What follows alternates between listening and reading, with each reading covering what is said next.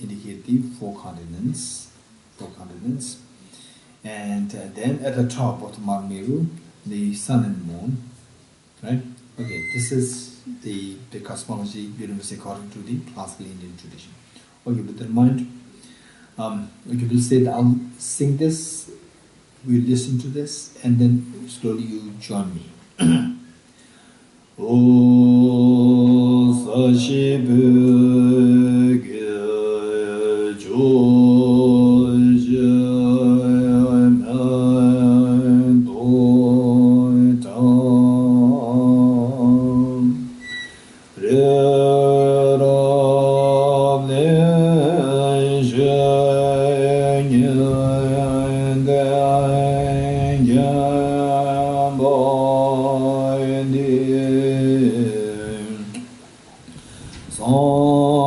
Joja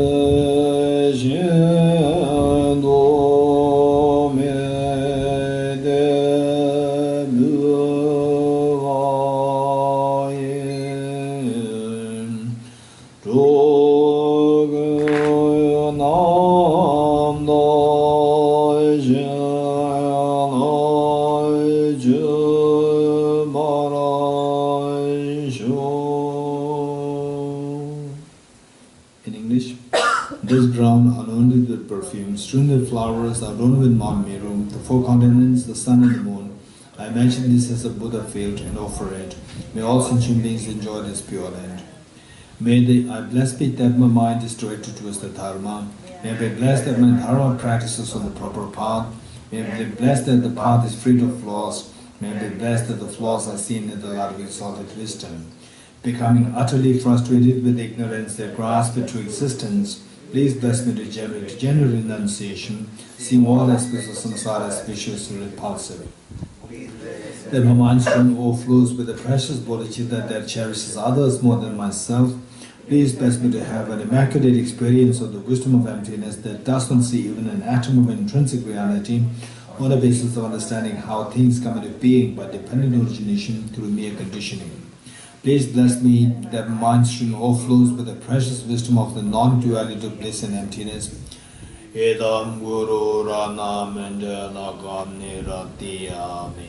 So when you say Edam Guru Radam Radami, then we imagine that we all offered this universe and everything good to all Bodhisattvas.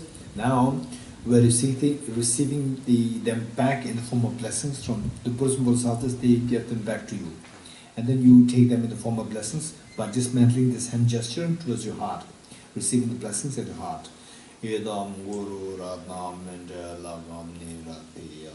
Dismantle the hand gesture, and then when they say, actually the mantle is set there. Mantle set, some of you might have seen that. Mantle set with the four circles, one at the base and then the three at the top to fill that up with the grains or the precious stones and so forth, whatever. Then you offer after offering, then you dismantle that whole thing. When you say Idam Guru Ratnam, and you are receiving them from blessings back towards you, dismantle that towards your heart. Imagine visualizing and that you are receiving that from blessings to bless the heart. Finally, the mind has to be transformed. Gade happens to your mind. So the final residence of the mind is at the heart. The heart, not the biological heart. It is the heart chakra, which is, say, in the 1 centimeter, 2 centimeter inside your spinal cord, towards the chest, at the mid of the chest. So inside. 2 centimeters, about 2 centimeters inside the spinal cord. Okay, good. The next foundation of all good qualities. So finally what we should be doing is the practice. Up to this point is the preparation. After all the prerequisites, preliminaries, then what we should be doing is to actually practice so that the Gade happens. What practice? These the 14 stanzas from the foundation of all good qualities by Lama Tsongkhapa. Okay. The meaning is pretty easy. This is also known as the Lamrim practice. Some of you already know this Lamrim practice. Lamrim means the created path. The created path. How to follow the the path in steps. Okay. The foundation of all good qualities is a kind and a perfect pure Guru. Correct devotion to him is the root of the path. By clearly seeing this and applying great effort, please bless me with great respect. Understanding that the precious freedom of district birth is found only once. It's greatly meaningful and it's difficult to find again. Please bless me with the mind that unceasingly day and night takes its essence. This life is as impermanent as a water bubble. Remember how quickly it decays and death comes. After that, just like a shadow follows the body, the results of riches and non-riches come and follow. Finding firm and definite conviction in this, please bless me negativity and accomplish all virtuous deeds. Samsaric splendors are unsatisfying and unreliable. Seeing them is the door to all suffering. Recognizing these shortcomings, please bless me to generate a strong wish for the bliss of liberation. Led by the spirit of thought, mindfulness, alertness, and great caution arise. The root of the teaching is keeping the Pratimoksha vows. Please bless me to accomplish this essential practice. Just as I have fallen into the sea of samsara, so for all other migratory beings, please bless me to see these 20 Supreme Bodhichitta and bear the responsibility of freeing migratory beings. Even if I develop Bodhichitta, but I don't practice the 3 types of morality, I have not achieved enlightenment. With my clear recognition of this, please bless me to practice the Bodhisattva vows with great energy. Once I pacify distractions to raw objects and correctly analyze the meaning of reality, please bless me to generate quickly within my mind stream the unified path of common body and special insight.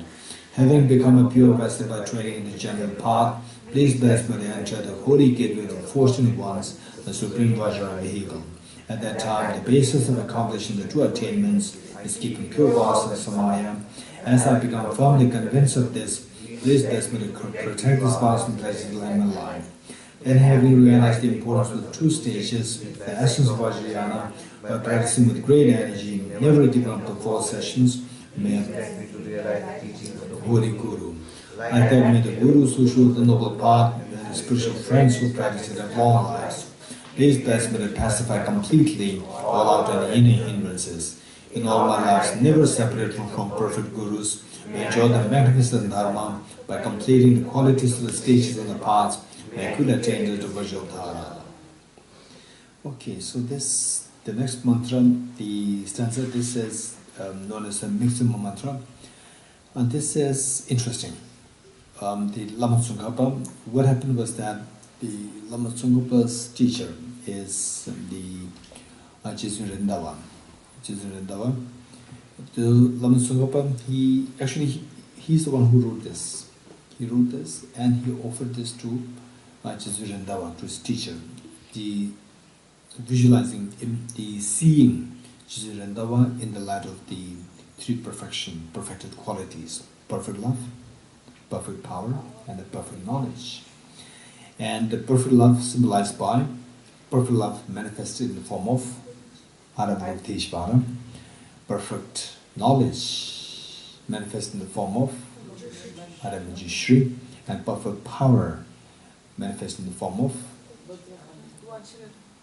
Arya Vajrabhani. Right? Okay. So the Lama Tsongkhapa, he was seeing his teacher in the form of these 3 forms. So he wrote, this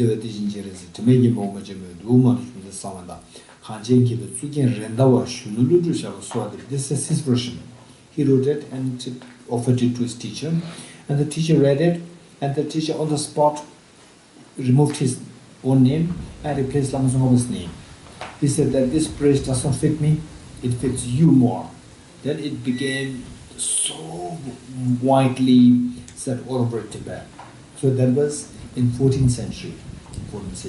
So the praise which we just said, the foundation of all good qualities, that is what is written by Lama Tsongkhapa. And Lama Tsongkhapa's major contribution in Tibet was the wisdom of emptiness. And of course later on, particularly if you go into the sophisticated studies, when you see that, okay, now with this, there's a little bit of complication, with the practice I get stuck here, so then you read Lama Tsongkhapa's text, you get answers there, right? So this is something so unique.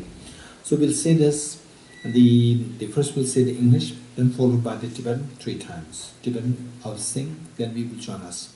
Okay. Yoravalukiteshvara, great treasure of non-referential compassion, and Manjushri, master of flawless wisdom, as well as Vajrapani, destroyer of hosts of demons without exception. Tsongkhapa, crown jewel of the sages of the land of snows, Lord Santava, at your feet I make prostrations. Now for the Tibetan, when we just read it, we read all the 5 lines, whereas when we sing it, we skip the line 3. Line 3, not for any reason, just to accommodate the melody. Right? That's it. Yeah. And I would say that meaning is not missed, because with the first 2 lines intact, 2 qualities indicated by the first 2 lines, the third quality automatically comes. Perfect love and perfect knowledge, perfect power automatically comes. Okay, we'll say this together.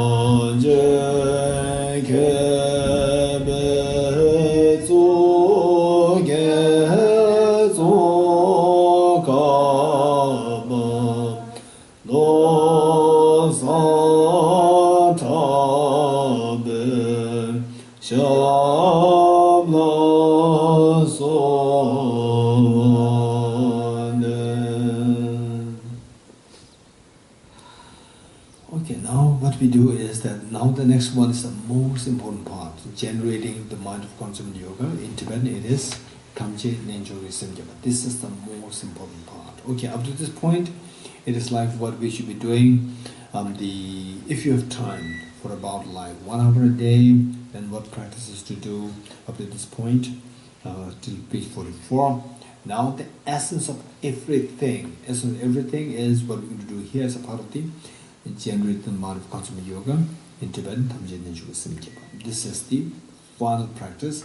Now they say up to this point is more like a reminder and the drive and to maintain the momentum. So what actually should be doing the following practices. So the following practices consist of 4 plus 1. 4 plus 1. What is 4 plus 1? 5. I don't say 5, I say 4 plus 1. There's a reason. 4 plus 1, because the 4 is the ground. Only when the 4 is there, then you can go for the 5th. automatically fit will come and you'll be there. The form.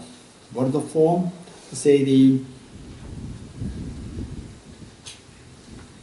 goal that we aspire is not just nirvana but full Buddhahood. The goal that we aspire is full Buddhahood. Because the goal is the full Buddhahood or full enlightenment, full awakening. That what is full awakening? It's not like, that you get the certificate that you become Buddhist like this. No, that's not the point. The point is that your mental defilements will be gone rid of. All your mental defilements should be gone rid of. It doesn't matter whether you're Buddhist, non-Buddhist, doesn't matter. What is required is that all your mental defilements should be gone rid of, and then your true nature of mind should come out. Come out. That is the point. That is when you are where your limitations are all gone. Your limitations are all gone, and all, say, the demerits, limitations, the flaws are all gone. You become a perfect being. That is the idea. So for that matter, what we need is that, say, there should be two things. What we learned yesterday, right? 2 days, what? Third day? Third. Okay. Say, what we learned the last 2 days was that we need to know where we are going. What will help you to know this? The wisdom. Wisdom is like your eyesight to see where you're going. And then, say, you need to have the energy to go. You have the energy to go. This energy will be given by the renunciation bodhicitta. So bodhicitta, I must go to that place, full awakening. That's Buddhahood, the bodhicitta. So this bodhicitta must be grounded with renunciation. Right? So these two should be the energy to make this wisdom to go to this direction. Okay, for that matter, that wisdom is the one which actually goes. Wisdom, the push will be, drive will be given by the bodhicitta, supported by renunciation. So we need the wisdom within bodhicitta, within renunciation, and this wisdom must be not only bright, it should be steady. It should be steady. You're getting it? We learned this, right? Yes. When? Last year? Yes. 2 days ago, right? Yes. 2 days ago, yesterday. The wisdom must be very bright and steady. So, the wisdom, bodhicitta, renunciation, and then this wisdom must be bright and steady. So the brightness is included as a part of the wisdom, and the steadiness for that shamatha practice. So 4. So these 4 must be there.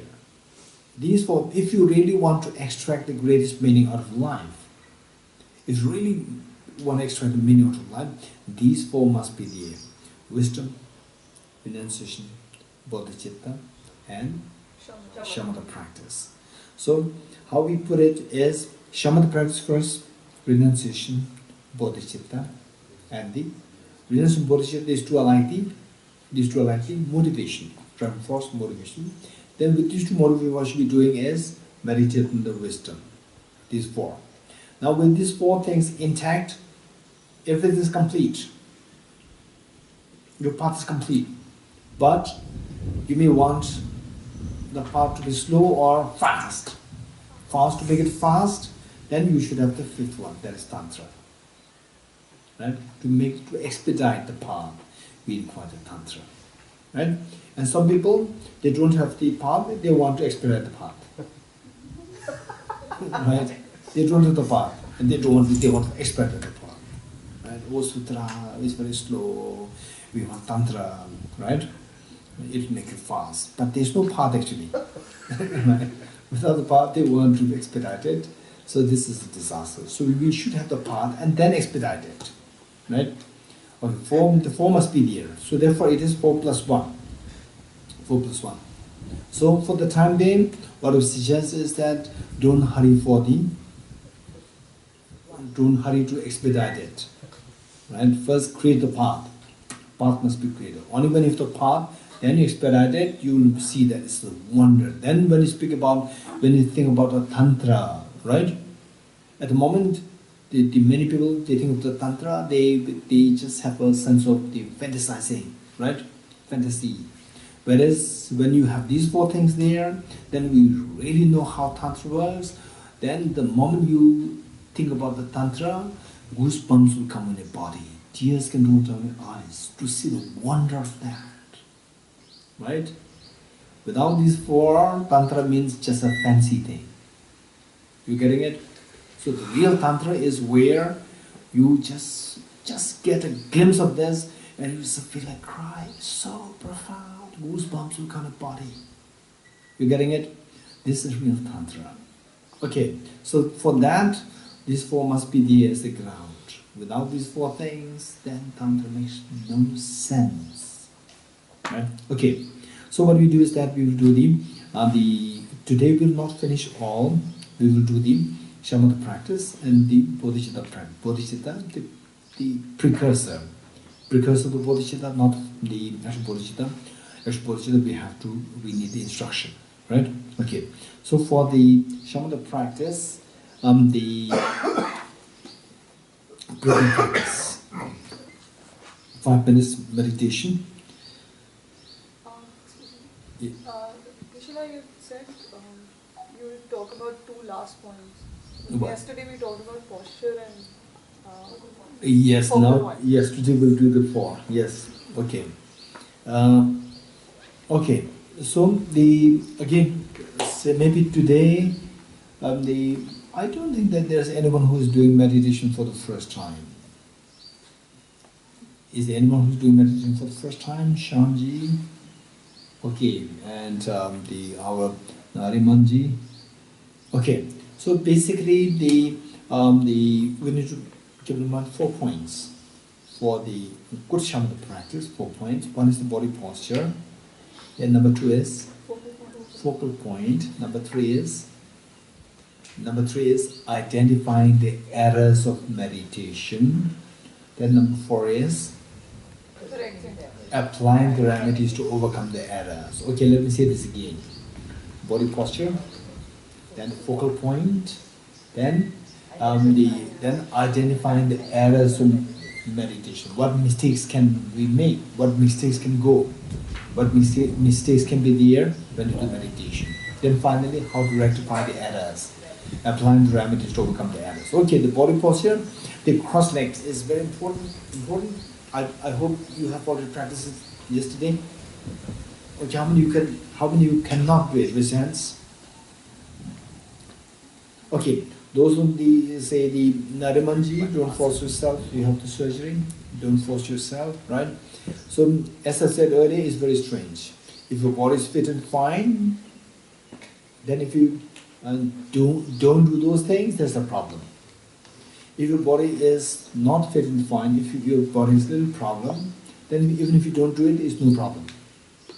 This is the wonder. You're getting it? Okay. So awareness when you practice it. Okay, the left foot should go on the right, and the right. No, what is that? Yes. Left foot should go on the right, and the right foot on the left leg. This is what we should do, right?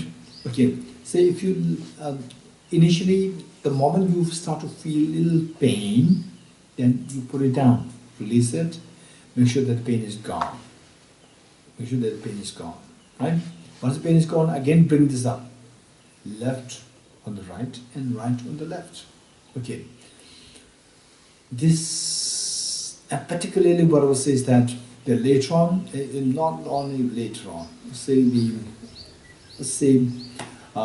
to make the greatest meaning out of one's life, I just see that on a daily basis you do some meditation. This is a very important one.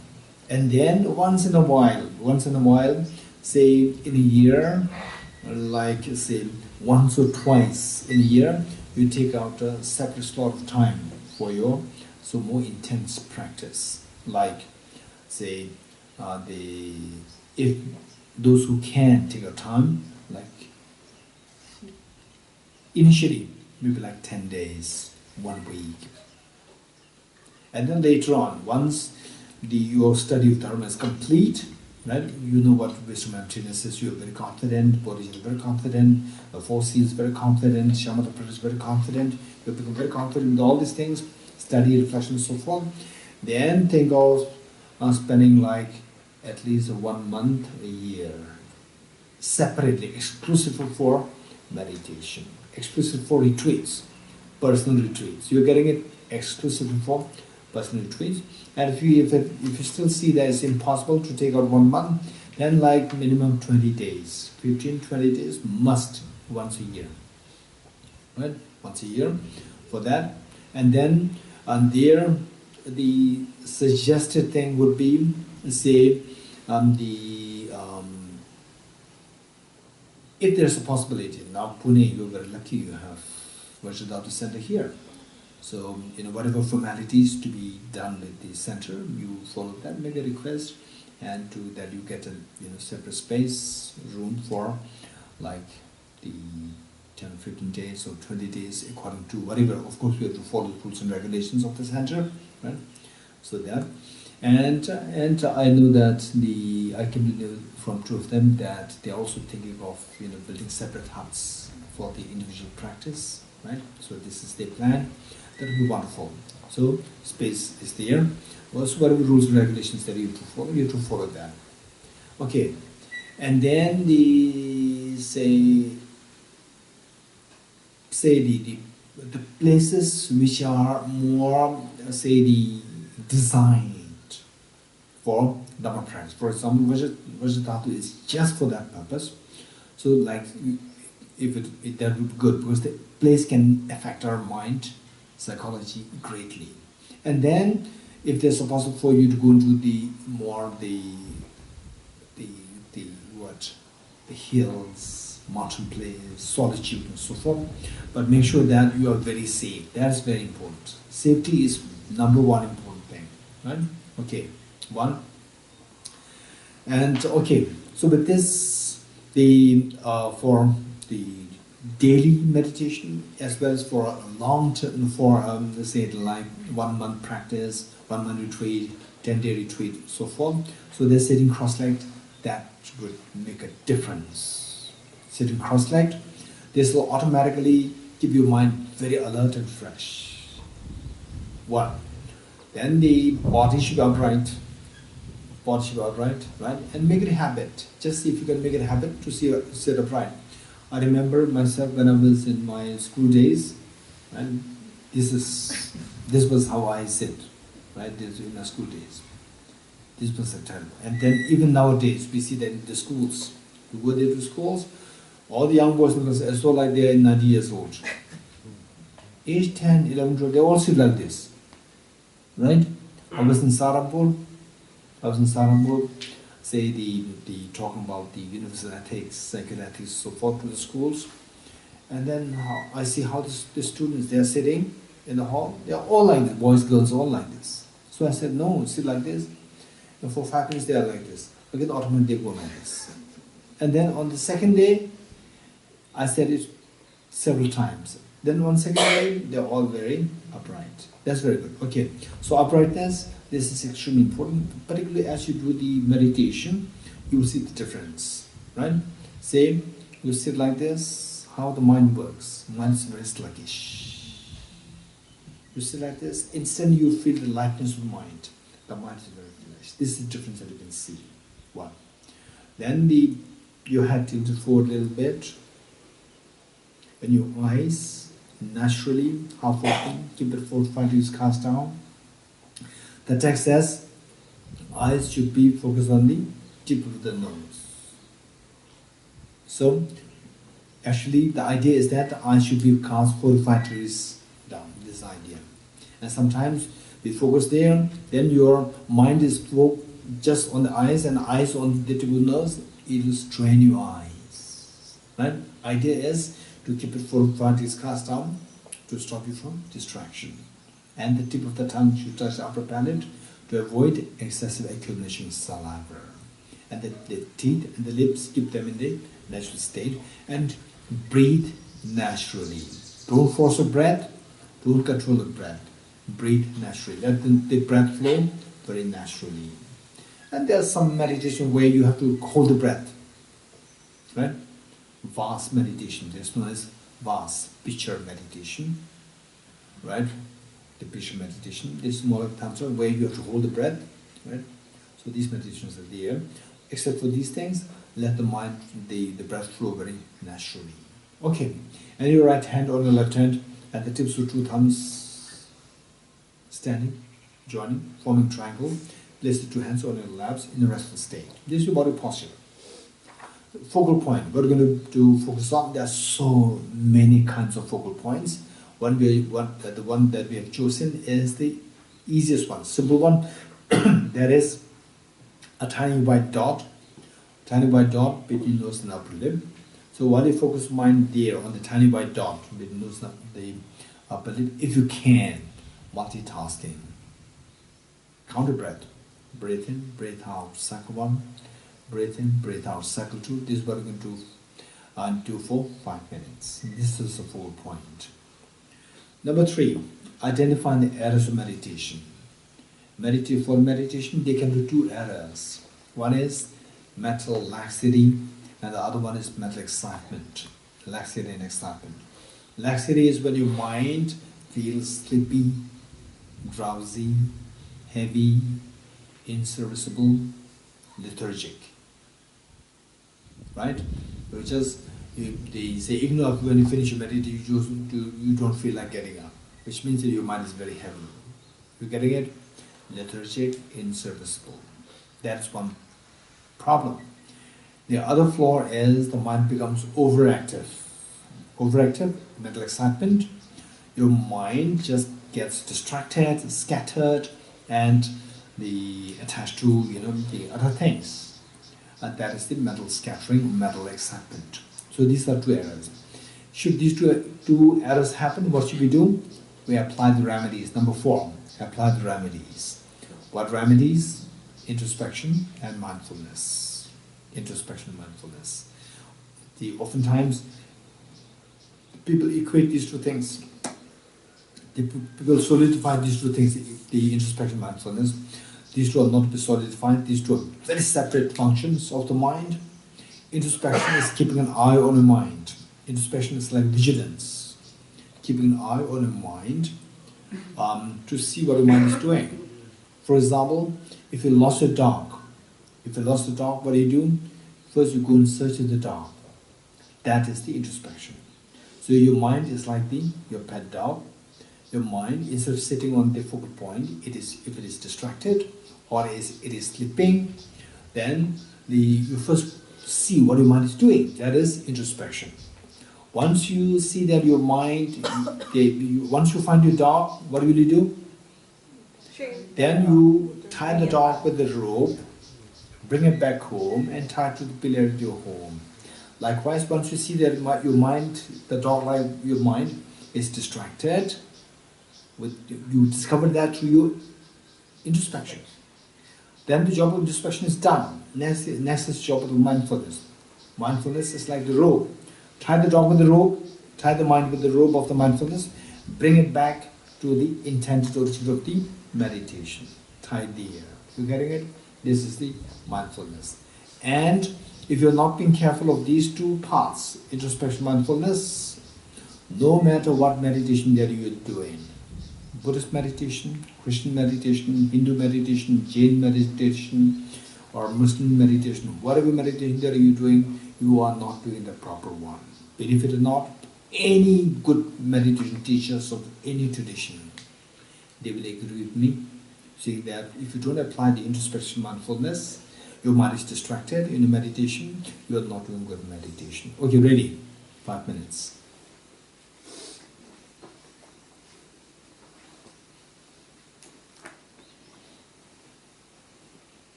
Okay, ready?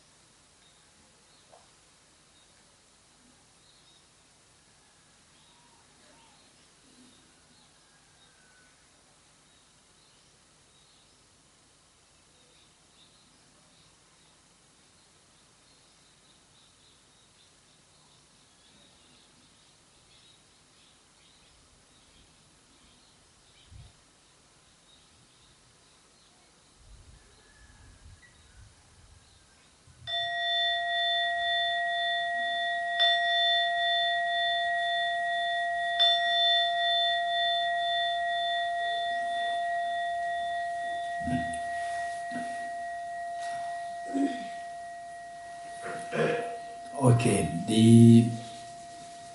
for the meditation, in our case, the laxity, where the mind feels drowsy, heaviness, this one thing. Other one is mental scattering or mental excitement. In fact, there is a tendency for us to go in both. Particularly for, let's say, generally speaking, the tendency is for our mind to be distracted and go to laxity, the excitement. Excitement meaning not like excited. It is your mind is simply, your mind gets lashed onto object of attraction, right? This is one tendency. So if it is quite severe, you can really control it. If it's quite severe, then it is advised to visualize do the visualization more at the lower part of the body. For example, the white dot, instead of white dot, then you think of it as say a very heavy metal like lead towards your navel, and then visualize it there. It's not necessary that you should always there, down. So our mind will automatically, be pulled from distraction. Whereas when you feel a little drowsy, heavy and so forth, then it is advised to keep this object up. From here you can move it to your mid-brow, the higher, keep it higher. That way your mind will be elated. And then whereas if it is very severe, if the mental happiness is so severe you cannot really control it, and then with your own efforts still it is happening, then say some water, sprinkle your face with water, move your body like this, and then like this blood circulation has to be made more active. Despite that, still you feel drowsy, then you have to get up. Right? Get up, don't force yourself. It is too severe. Okay, so that's one thing. The next is the bodhicitta. On bodhicitta, we don't do the full form now. It's more like the precursor on the basis of the four immeasurables. Okay, ready? Because of the lack of time, we'll do the bodhicitta part. So ideally speaking, before bodhicitta, we do the renunciation. Renunciation, in the Bodhichitta retreats, we do the renunciation on the basis of the four seals. And today, hopefully, the four seals will be completed. Then from tomorrow, we will do the shamatha practice, renunciation, bodhicitta. Then hopefully, the wisdom of abstinence also. Okay. For the bodhicitta, we do the four immeasurables. The four immeasurables are immeasurable loving kindness, immeasurable compassion, immeasurable joy, and immeasurable equanimity. Immeasurable loving kindness, immeasurable compassion, immeasurable joy, and immeasurable equanimity. So these have very specific meanings. We're not to solidify all of them as one. Right? Immeasurable loving kindness, immeasurable compassion, immeasurable joy, and immeasurable equanimity. Okay. So what we do is that it's going to be in guided meditation. As we do meditation, I'm going to give the instructions, and then your job is to see in what way these four differ. When I give the instructions, the variations will be seen in the course of the instruction. So you have to notice that. Right? Okay, ready?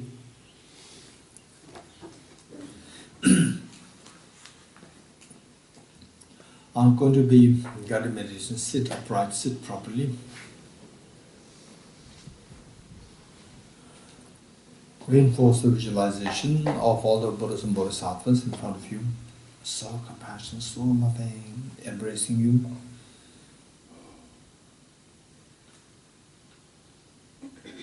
Visualize your two parents and all the other sentient beings, your children, your family members, everyone with you.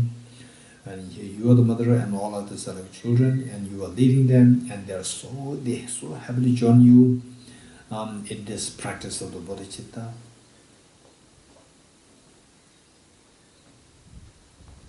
And the purpose of this practice is to get rid of the self-centered attitude. Particularly for bodhicitta practice, the purpose is to get rid of the self-centered attitude. So with this very strong in mind, first immeasurable loving kindness. Okay, in the process of practice, just see how much you can follow the instructions. See how much you can invoke the respective experiences to the best you can. Immeasurable loving kindness. How good would it be that all my dear mother sentient beings are endowed with happiness and the causes of happiness.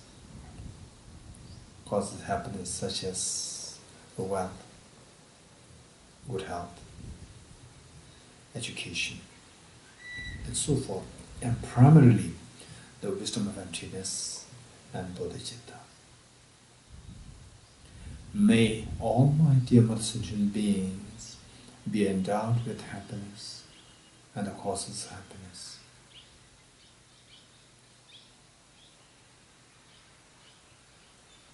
I will take the responsibility that all my dear mother sentient beings are endowed with happiness and the causes of happiness.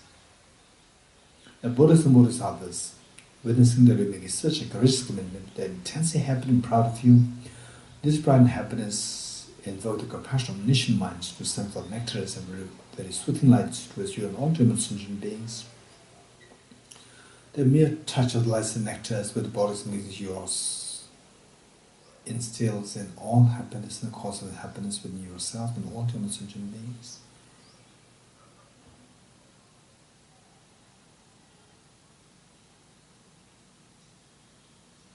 You witness such a miracle is happening to us all the dear mother sentient beings. You're intensely happy. Take 3 deep breaths. Sigh with relief.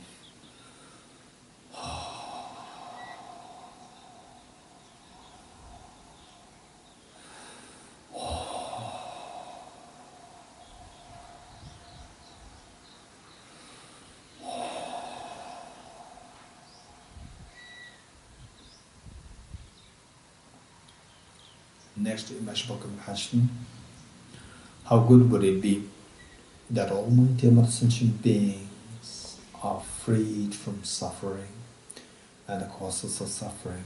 The causes of suffering primarily consisting of self-grasping ignorance and self-centered attitude.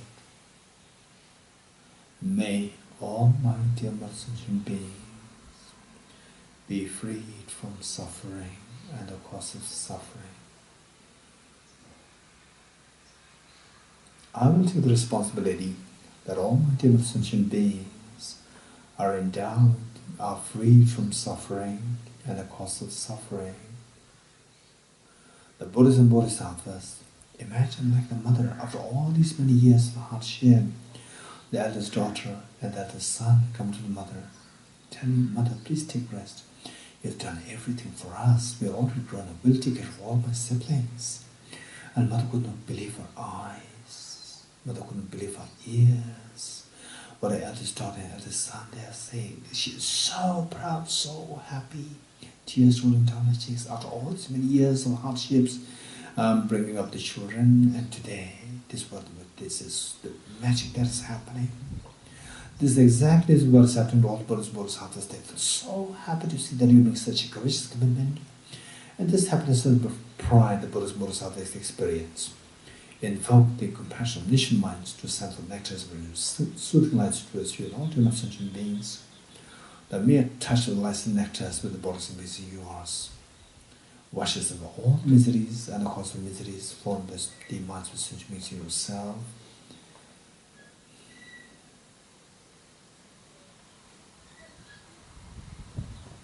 And you witness such a miracle is happening to us all the dear mother sentient beings. You're intensely happy. Take 3 deep breaths, sigh with relief.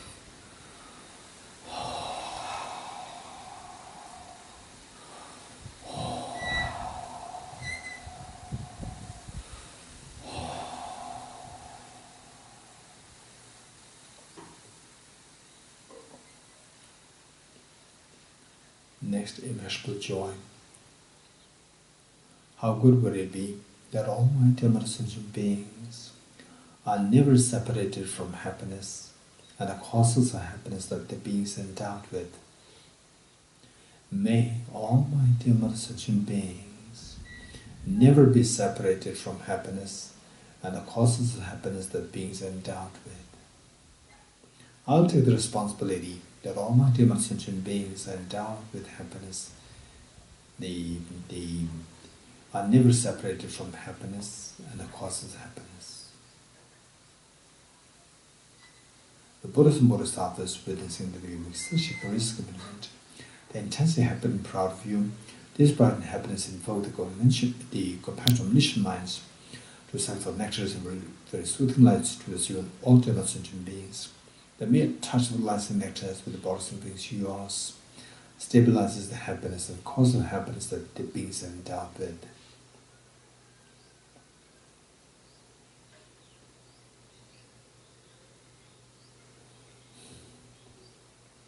And you witnessing such a miracle is happening to us all the sentient beings. We're intensely happy. Take 3 deep breaths, sigh with relief.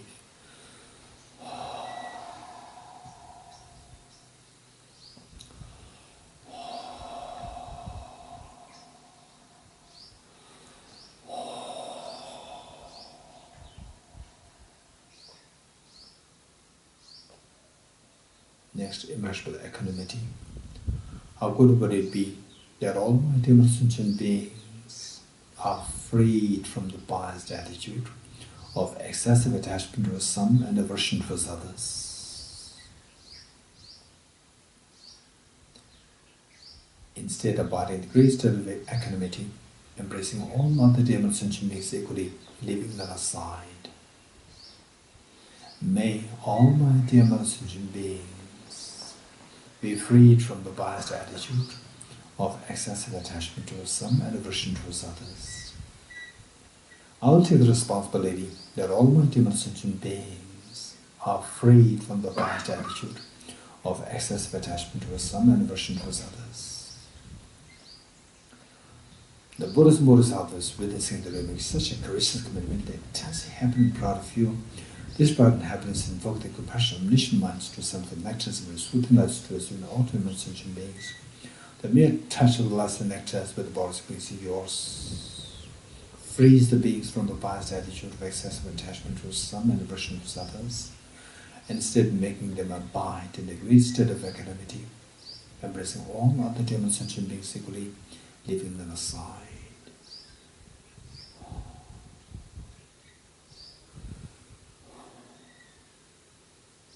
And you're witnessing such a miracle is happening towards all the sentient beings. You are intensely happy. Take 3 deep breaths, sigh with relief.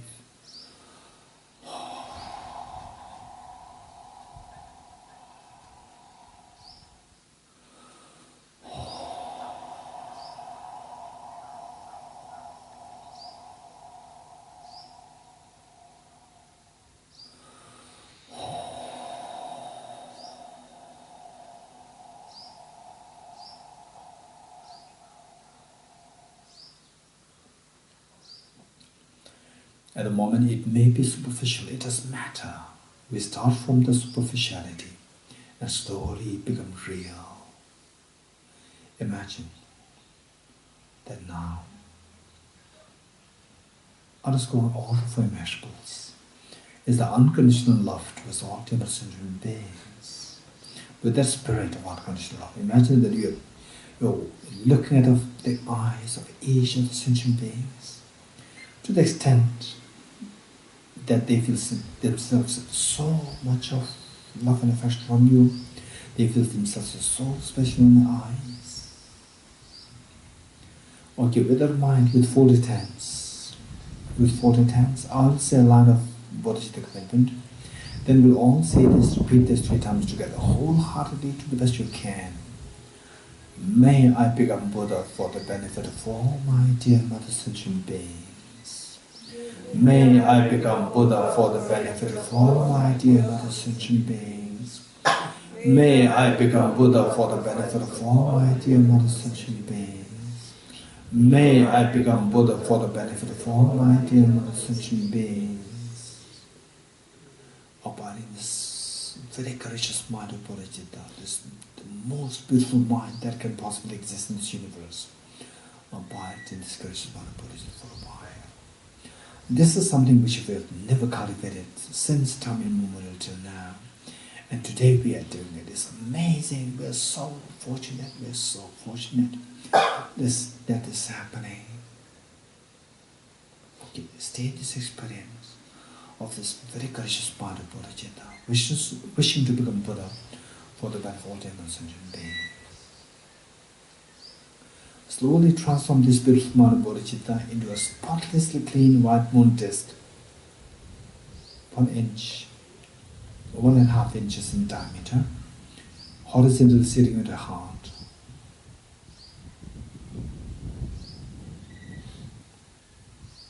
Okay, slowly come out of this practice. Slowly come out of this practice. And let us turn to the direction prayer.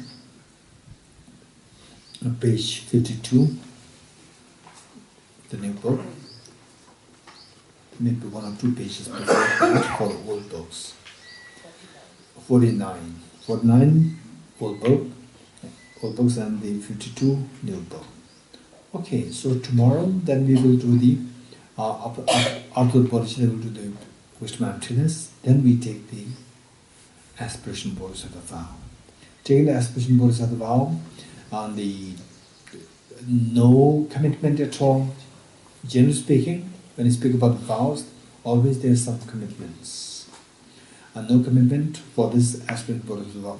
Bodhisattva vow is of 2 kinds. One is the engaged Bodhisattva vow or the actual Bodhisattva vow. If you have to take this actual Bodhisattva vow, then there are so many commitments. Unless you are mentally prepared, that you could feel, spontaneously you could feel that I must become Buddha for the benefit of sentient beings.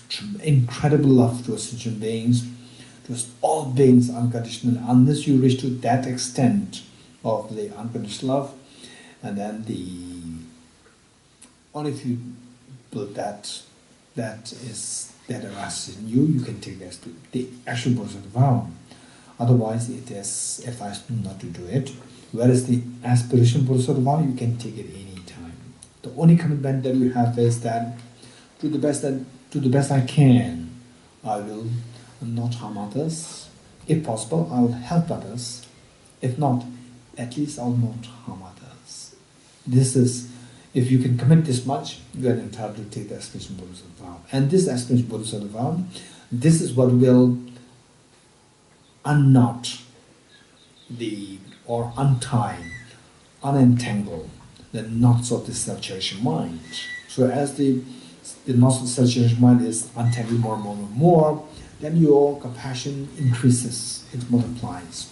As the compassion increases, you will feel very confident that now I'm ready for the actual Bodhisattva vow. Okay, this was, so we're going to do the aspiration Bodhisattva vow, not actual Bodhisattva vow from tomorrow. Okay, on the page 52, dedication. I dedicate the merit thus gathered towards the realization of these in the prayers of the Buddhas and Bodhisattvas of the 3 times, and to the holding of doctrine and scripture inside. May I in all life, through the force of this merit, never separate from the 4 wheels of the Mahana vehicle, and accomplish all the stages of the path, renunciation, bodhicitta, perfect in the 2 stages. From my true collections, vast is space that I've amassed, from working with effort at this practice for a great length of time, may I become the chief radiant Buddha for all those whose minds wisdom eyes blinded by ignorance. Okay, for all these points where we have the end note, for example, the 4 wheels of the Mahana, the vehicle, and the 2 collections, and so forth, we have the end notes given. Right? I would suggest you must visit the end notes to see what they are. So when we do the actual dedication, when we do the actual practices, it will become much more meaningful and beneficial. Okay. 3 prostrations together.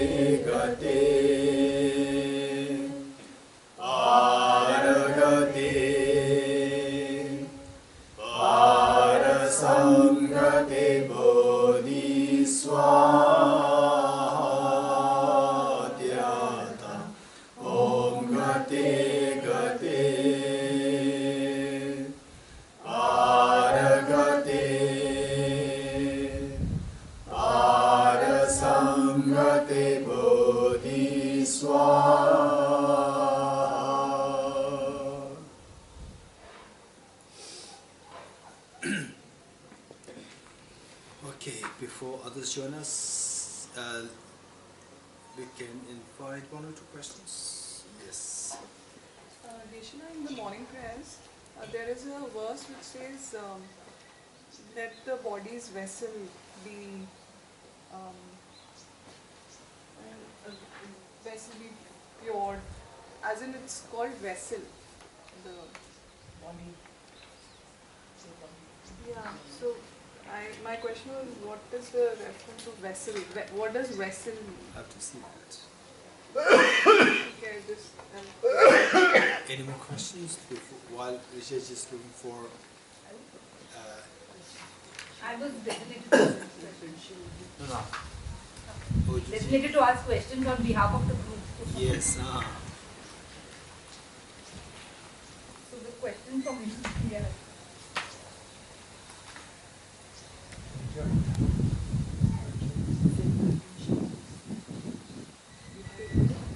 one of the questions was the relationship between the temporal parts of the mind. So we are looking at it in terms of time. So the question was, is there not space as well? So that is one question. No, that question is not clear. With the mind, we dissect that in the form of the temporal parts in time. In time. Not in space. So the question was, why not space? Okay. So basically, for the mind, why we see the mind only in terms of the time, not in space, because space is confined with physicality. The mind does not have physicality. So the mind is not in the domain of space.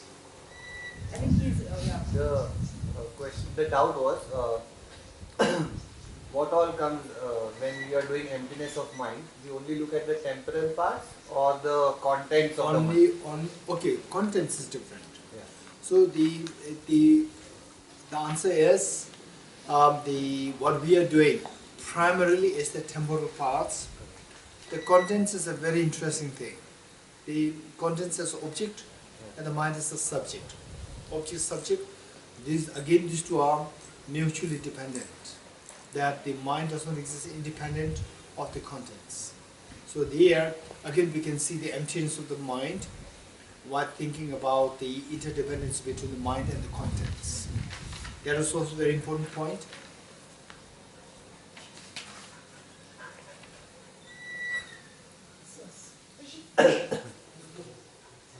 Yes.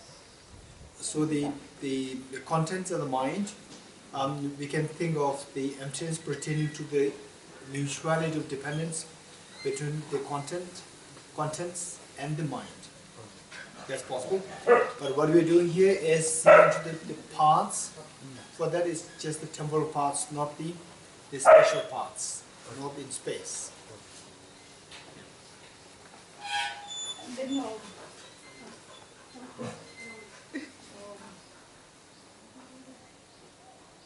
so the other one was I think all emotions are pain. Yeah. Yeah. The question was, we found this third line of this four seals to be second line rather. All emotions are pain. Now it reads here, all contaminated things are of the nature of suffering. So why are they paraphrased differently? That was the question. Why are they phrased differently? So that, in another context, you see all emotions are pain. Where is it? Which context? Basically, Rinpoche, What makes you not a Buddhist? In different teachers say the four seals in a different way. So for The translation in Geshe Translation Rinpoche's different. book is emotions are pain. Okay, so And Nirvana is basically, not. okay, this is very important. This is very important. For the translations, always try to go for the as accurate translation as possible. So there are many loose translations, right? So for example, the Tibetan word is Sakche Thamje Dungeba. So sometimes, for example, say okay, human beings are complicated. Human beings are very complicated. That's not true. There are many human beings who are enlightened beings. Jesus Christ, Buddha, Mahavir, they're all enlightened beings. We cannot say that they're complicated, right? So in a loose sense, we can say human beings are complicated, referring to a specific human beings. Likewise, translation there are two. Very literal translations and the loose translations. Always, when you really want to study more thoroughly, this is what I'm saying. So particularly when you want to study very systematically, then you have to go to literal translations. So the literal translation is not all emotions, because emotions are very good emotions. Compassion is an emotion. Some scientists may say compassion is not emotion. So that was the question, the difference between emotions and compassion. So basically, some scientists would classify emotions like this. Compassion as emotion, but the generally speaking, emotion, the scientists what they qualifies emotion as say a very brief moment, a mental state which lasts. One of the characteristics is that it should last very brief. It should last very brief. So compassion can last longer. So some of them they do not qualify compassion as emotion, but most of the scientists they qualify compassion as emotion. Right? So within emotions there are very good emotions.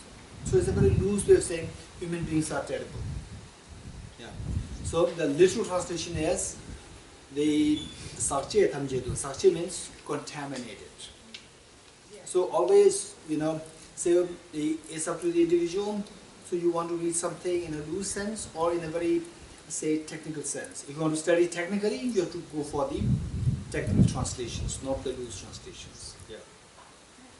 in fact, extension of the same question, the fourth line we had come across earlier, nirvana is beyond concept. Here it says transcending sorrow is peace. Okay, so therefore again same thing. Loose translation, nirvana is pure concept, whatever, but this is not the literal translation. The Nyangele Deva means nirvana. Nyangele Deva Shiva is peace. Transcendental sorrow, that's nirvana. Transcendental sorrow is absolute peace. So always now that you are going into more of the professional line, right? For example, if you want to study really PhD in quantum physics, don't read Tao physics. Don't say that, oh, something is said there in Tao physics about quantum physics. This is for the lay people. You're getting it? This is very important.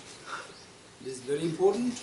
When you go into professionalism, read the literal translations. Don't go for the loose translations. You're getting it? Okay. Last question from this group. Particularly, say, in Tibet House, so there are two classes. One is Friday class. Friday class, I can say anything. Right? I can say, oh, human beings are complicated. Right? Right? You practice wisdom and then you become enlightened tomorrow. I can say this in the Friday class. On the Wednesday class and Thursday class, I cannot say that. It's very professionally being studied, right? So what they are doing, right?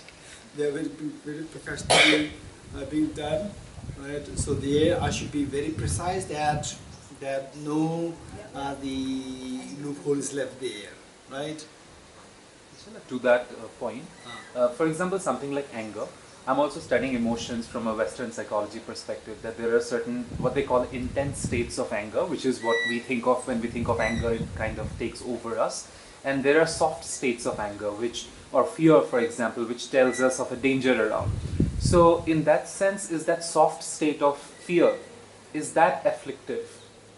It doesn't seem to me like it is afflictive. So how okay, this is a very good point. This is a very good point. In fact, the first year or the second year of my enrollment, Vipin, do you want to come a little closer? You may not hear.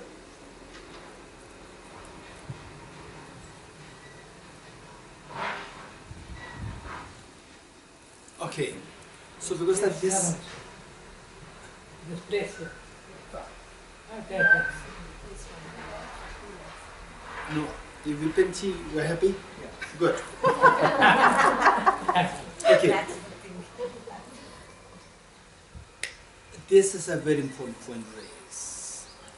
Tibet House on Friday classes, I would say that fear, depression, anger, they're all afflictions.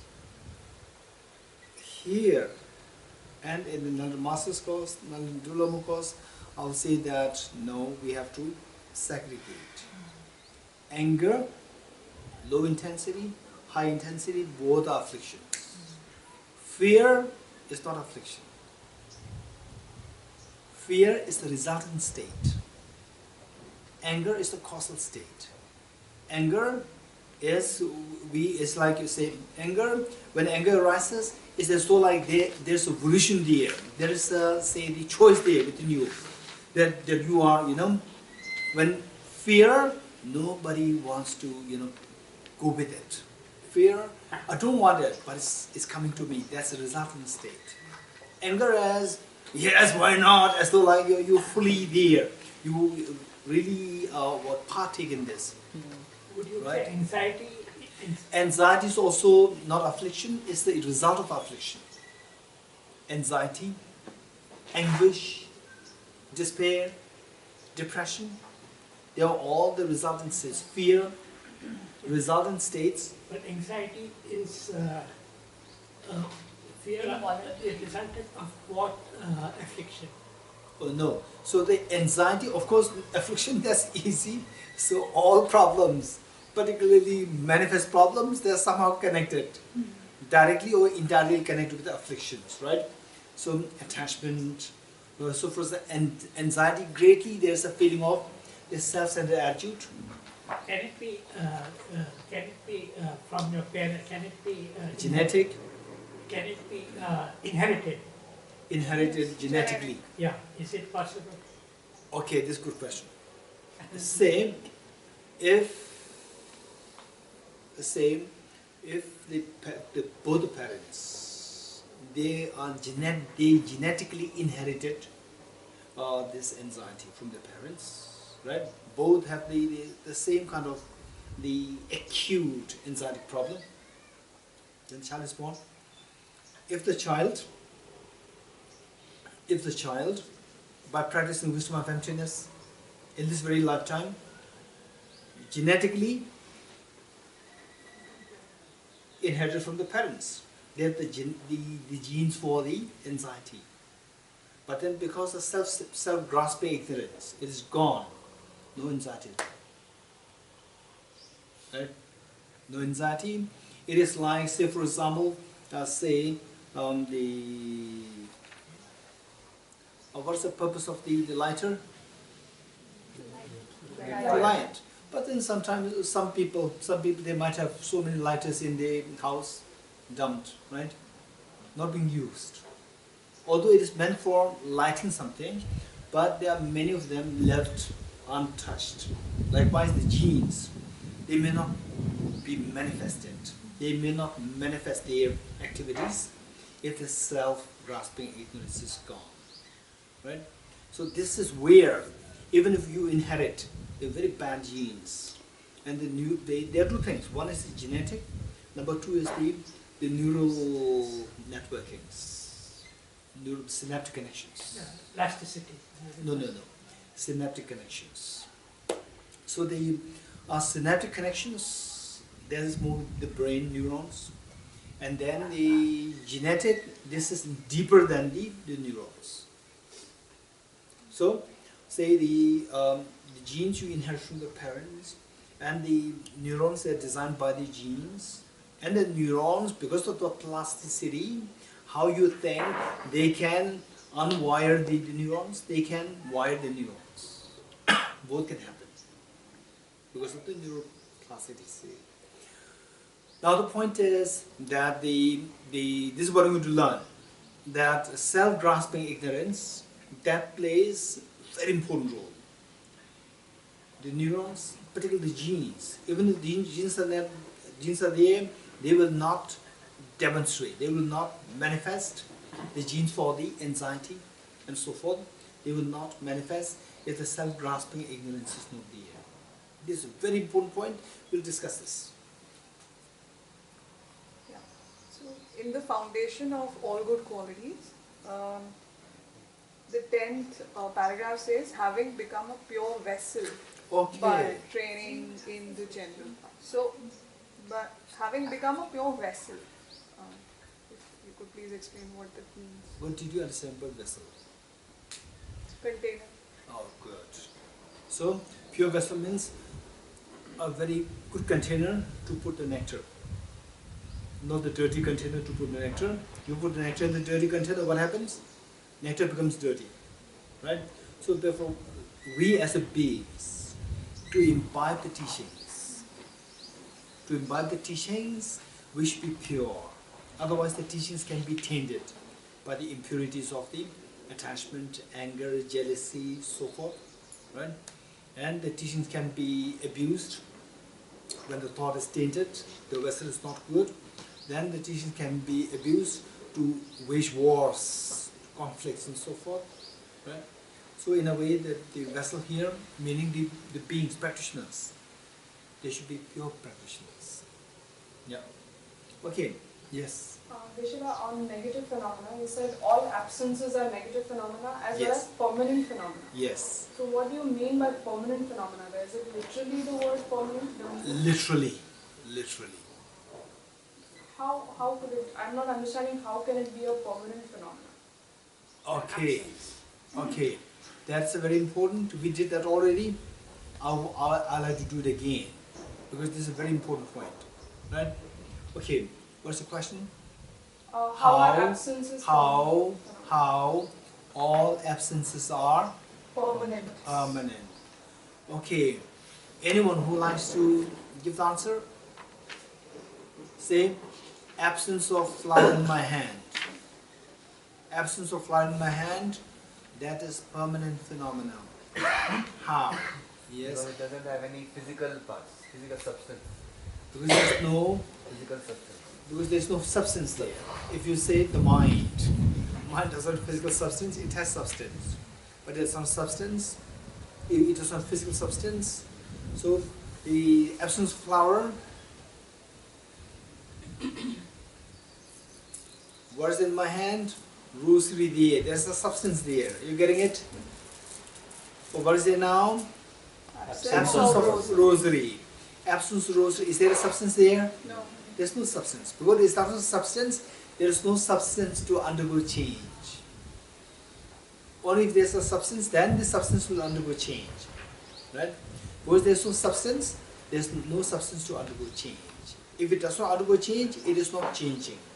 If it is not changing, it is not impermanent. If it is not impermanent, it exists, but not impermanent, it should be permanent. You getting it?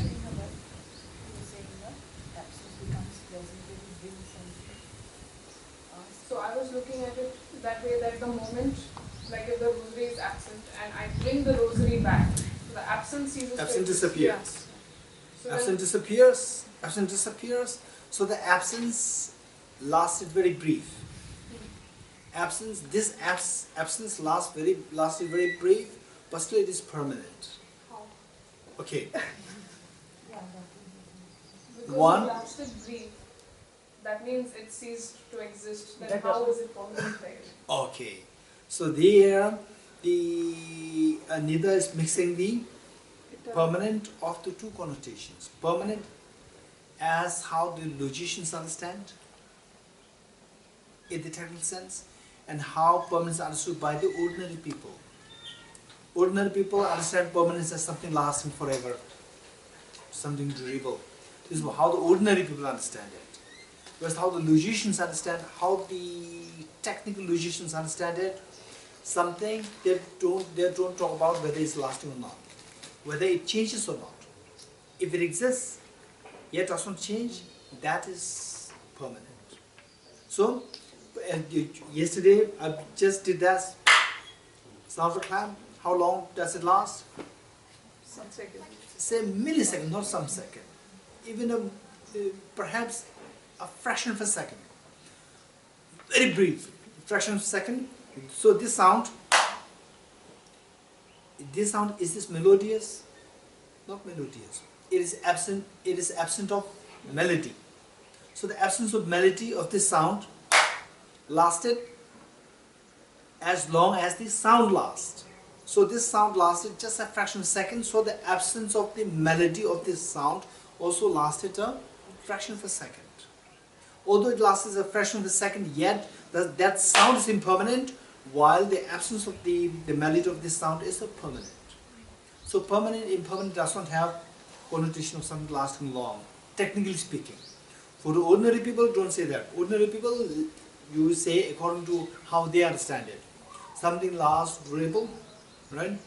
Or you say that's permanent. Oh, he's permanent there. I'm a permanent member of, I've become a permanent staff of this, you know? So, which means something which lasts longer. Oh, I'm on contract. I'm not contractual. I'm not a permanent member, which means that I can go anyway, anytime. Okay. So this is, we are not to mix the two things. You getting it? Okay. Yes. To that question, so memories of people who are absent. My memory of my father changes over time, and I remember him only in his absence. So I'm trying to see what sort of a phenomena is that. Okay. So now here, we should be very precise. You getting it? We should be very precise. You brought up memory.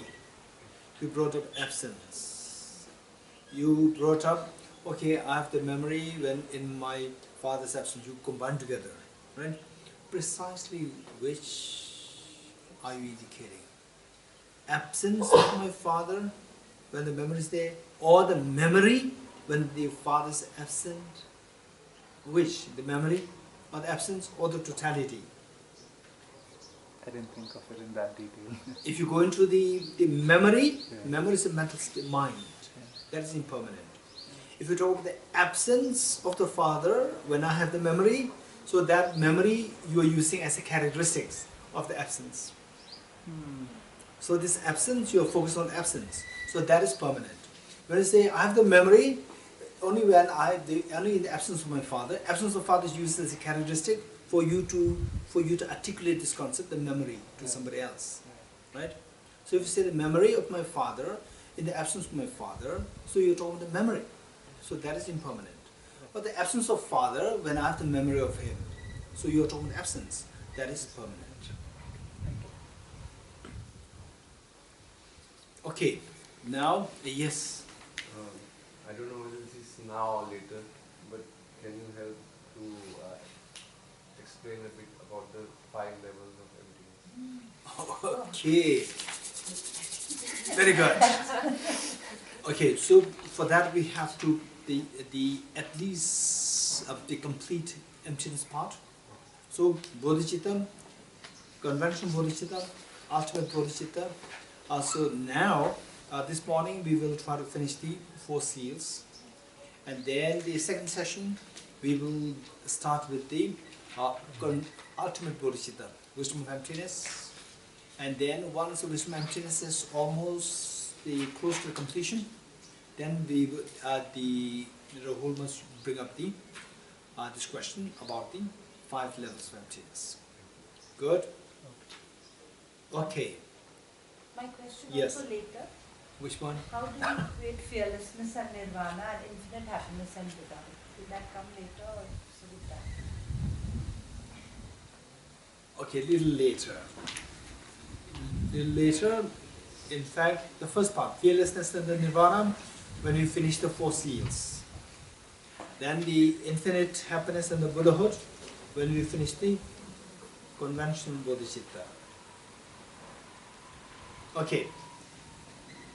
Ready now? Yes. Okay. The 4 seals. The 4 seals.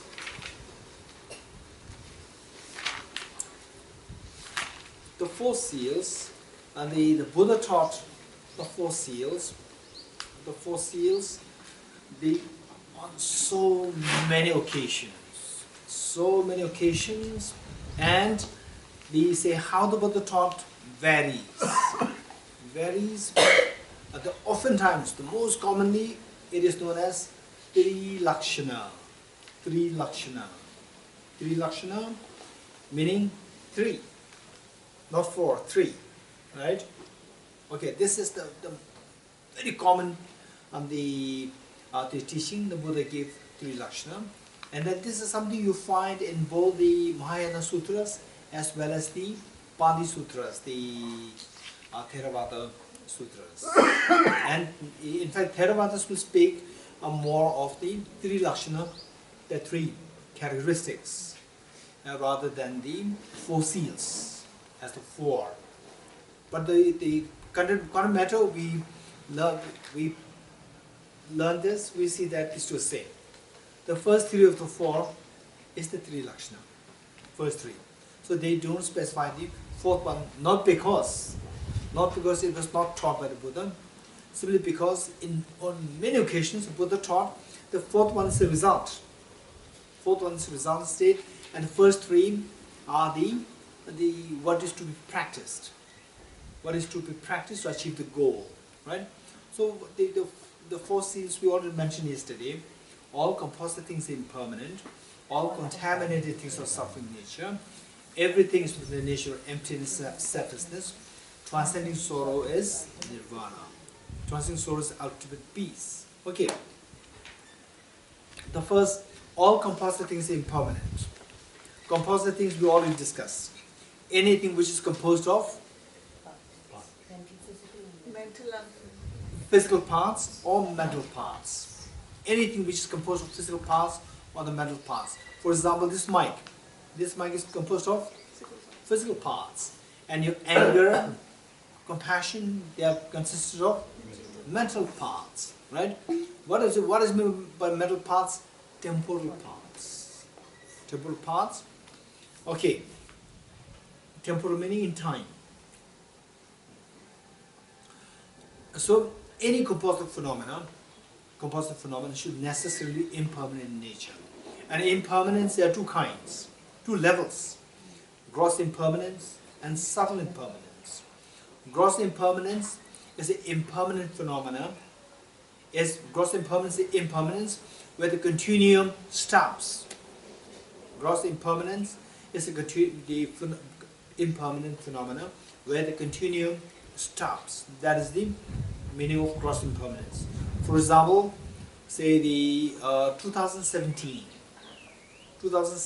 already came to an end. Continuum 2017 lasted for 365 days, and then it came to the end when the day 1 of January of 2018 came up. Then the 2017 stopped. Continuum of 2017 stopped.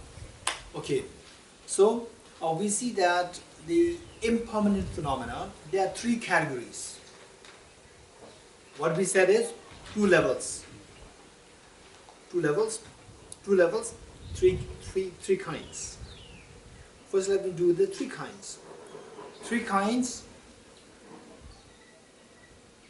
Impermanent phenomena. One, impermanent phenomena which never comes to an end, whose continuum never comes to an end. One, impermanent phenomena whose continuum never comes to an end, which means that something which lasts eternally.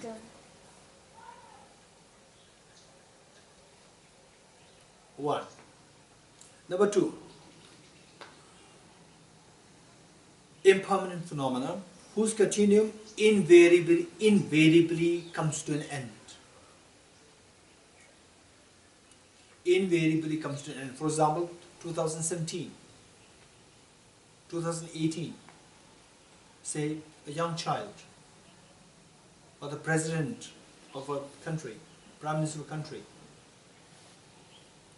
let's say the sickness, aging, death, right? Day and night, right? Okay, not day and night in general, say day and night of 2017, day and night of 2018. Okay, so these are the impermanent phenomena which invariably comes to an end. Number two. Number three, impermanent phenomena where if effort is put, continuum will come to an end, otherwise not. Impermanent phenomena where if the effort is put, continuum will come to an end, otherwise not. Right? How is death impermanent? Okay. Okay. Sumit wants to create problem to us. Okay. Death, yesterday what we said is death is permanent, right? Yeah. We said yesterday. Okay, so that death in the sense of absence of life. Absence of life. So any absence is permanent, right? Okay, so the pain of the death is impermanent. The pain is mental state. The pain of the death of somebody, right? Over time heals, right? Time heals, and then then it becomes, say, now 1 year gone, 5 years gone, 10 years gone, right? Then you slowly, it fades away. The memory fades away, and then somebody is being kind to you, somebody is nice to you, you become happy. So that pain slowly disappears. That is impermanent. Yeah. Okay. Now impermanent, three categories. The first one, which never ends. Example, your mind. Your mind, it is impermanent, but it just goes eternally. It goes endlessly, right? Even after becoming enlightened, still your mind continues, right? So while your mind is impermanent, but I say impermanent meaning, say now my mind is, say, defiled, But when you become enlightened, mind becomes non-defiled, pure. So from impure, it changes to purity. As a mind, it continues endlessly. Impure mind and the mind, this is how you pick up the topic, right? Object, say if you pick up the object as my mind, this mind will continue endlessly. Say my defiled mind, right? This falls under the third category. If I put effort, this defiled mind will come to an end, but if I don't put effort, it will continue. That falls in third category. So whereas today's mind, that will invariably come to an end. You're getting it? Within the mind we see that we can think of all three. My mind in general, it falls under the first category. My today's mind falls under the second category. My defiled mind falls under the third category. Right? Okay, good. Just a very small thing, that is it, so it's the defiled mind which takes birth after. Exactly. Yes, the defiled mind takes birth. Yes. Okay. Now the impermanence, two levels, gross and the subtle. Gross one is the one whose continuum comes to an end. That is the gross impermanence. No, I only said three. Right? Levels. Two levels. This falls under gross. This three is under gross. No. They're very, don't mix the two things separate. Right? And then Trigonometrics. So mixing will happen during the group discussion. Right? Okay. For the time we learn separately. Okay. So now the two levels, the gross and the subtle. The subtle impermanence is the momentariness of the impermanent phenomena. Momentariness of the impermanent phenomena. Whether something is grossly impermanent or not, all impermanent phenomena should necessarily have the momentariness. Even the gross impermanence also has the momentariness. Meaning that even the gross impermanence has the element of the subtle impermanence. Underlying the gross impermanence is the subtle impermanence. A subtle impermanence put together, then you will see the gross impermanence. You getting it? Okay. So the one is where you see the obvious continuum coming to an end. That is the gross impermanence. And then the other one is, although the continuum may and may not end, but within that you see that there's a constant change happening, momentariness happening. That is subtle impermanence. Right? So if somebody asks you, what is subtle impermanence? Can you give me an example? I will say that, for example, okay, this flower, what do you think? This has gross impermanence? Yes. Yes, because it will die, right? But this flower also has subtle impermanence. What is that? The momentariness of this flower is the subtle impermanence. While it's being a flower, it looks as though it's static, but in actuality there's a change happening.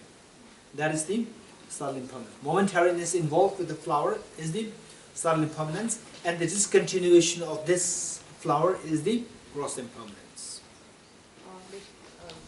My mind at this moment and my mind at the next moment. So my mind of this moment does it totally disappear and then the next mind is born, or something of the previous moment's mind continues into the next? Okay, this is a good question. Good question. Okay, say, let's say yesterday was 14th, today is 15th. 14th December 2018. Shubhangi ji. 15th December 2018, Shubhangi ji. Who's older? 15th December 2018, Shubhangi ji is 1 day older than 14th December on the 2018 Shubhangi ji, right? So there's a change. Shubhangi ji 2018 December 14th, that ceased already. That ceased, and the one of 15th has already come up. Okay, so there, what happened? The 14 disappeared, and then suddenly a new thing came up, or continuum is there. Continuum is there. Yes. Continuum is there. Right? Still, I know that there's a little haziness there. Right? Something from there, went there, something from there. The Buddha said nothing is really there from there as a something which travels. You getting it? Yeah. Right? So, for that, we have to read Salistamba Sutra for this question. Salistamba Sutra, right? Salistamba Sutra, it is in Rice Sealing Sutra. Rice Sealing Sutra in this book is there in this book. And this book is very precious, don't forget it. This book is a compilation of extremely important the materials. This is still not available in the market. It's still not available in the market. Very soon it will come in the market, but for as of now, it is not there in the market. You're getting it? This is a very important compilation. Okay. And then what we do is that we first read the Salistamba Sutra and don't think that you get the answer right there. Not because the answer is not there, because our mind is not ready. Our mind is very strongly, the believing that something must be from there, from the 14th, it should travel to the 15th, right? So this is a very strong what's coming to my mind. So as we read this, that stronghold will be loosened. Will be loosened. You read second time, third time, then you see that everything's like a dream. You're getting it? Okay, very good. Okay, now with this, we are talking about the gross impermanence and the subtle impermanence. This is so important. Okay, and the Buddha taught that of all the imprints, of all the footprints, the footprint of the elephant is the supreme. Of all the footprints, the footprint of the elephants is the supreme. Of all the meditations, the meditation on impermanence is the supreme. This is what the Buddha said.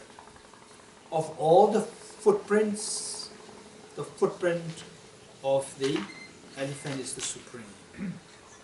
Of all the meditations, meditation on impermanence is supreme. Okay, then you might have say you might be a little puzzled now. So till the last 2 days, the 40? 30. Okay. Okay. The last 2 days we are talking about the meditation. Emptiness is most important. Emptiness is more, and suddenly on the third day, the Buddha said that the meditation impermanence is the supreme. Okay. So there, as I reminded you, cautioned you, day one, we should be good listeners. What the Buddha meant? What did the Buddha mean when the Buddha said that the meditation on impermanence is the supreme? Okay, supreme doesn't mean that hierarchy, most beneficial to you. The one which is most beneficial to you. In what way it is most beneficial to you? For example, let's say you do a meditation on emptiness. Emptiness is very important. This is the most refined, most subtle meditation. Then you do meditation for 1 day, and then you start meditation. Right? And then the remaining life you don't do the meditation. This is better, or you do the meditation on the meditation on emptiness now, today, tomorrow, the whole life you do it. Which is better? Whole life. Whole life. What makes you to do it whole life? Why somebody is not doing? Why somebody is doing only for 1 day and then left? Why? Difficult. It's more complex. Getting benefit out of it. Getting benefit out of it. If you are benefited by the meditation, we continue. You see the importance. Conviction. Conviction. Plus, okay. Emptiness is difficult to. Okay, let's say. Okay, that say I see a snake there on the entrance side. Then I may say, Sumit, would you mind? There's a snake there. Would you mind remove it? Oh, I'm convinced there's a snake there. right? But the say still, I'm not ready to jump to remove it. I'm not ready to jump to run away, right? Oh, so mate, would you mind removing the snake? You getting it? Okay, I remove the snake. I know the benefit. I'm also convinced. And the Audrey, what did you say? You see the importance. Oh, I also see the importance of removing the snake. Take a little away. If you want to listen to emptiness, stay a little away and listen to emptiness, right? Okay, so therefore I know the importance, I see the benefit, and then I'm convinced. And whereas if the snake is right here, hey Sumit, would you mind removing the snake? Will I do this or I'll jump? Huh? I'll jump. You're getting it? So why there I'm not keen to jump? Why here I'm keen to jump? Why? Urgency. Huh? Urgency. Urgency. You're getting it? So the sense of urgency will make you act. Right? Sense of urgency will make you meditate every day. You're getting it? Sense of urgency. What brings the sense of urgency is the meditation of impermanence. It's impermanent. Like there's no this. I don't have time now. Right? I'm not in my 20s. I'm not in my 20s. And those to your 20s, don't think that, oh, we are don't think that. 20s, you should think that I'm not in my teenage. Right? You say like this. Because even the 20s disappear from this earth. Right? 30s disappear, 40s disappear. Right? Okay. So the point is that sense of urgency. This is the one which makes you meditate.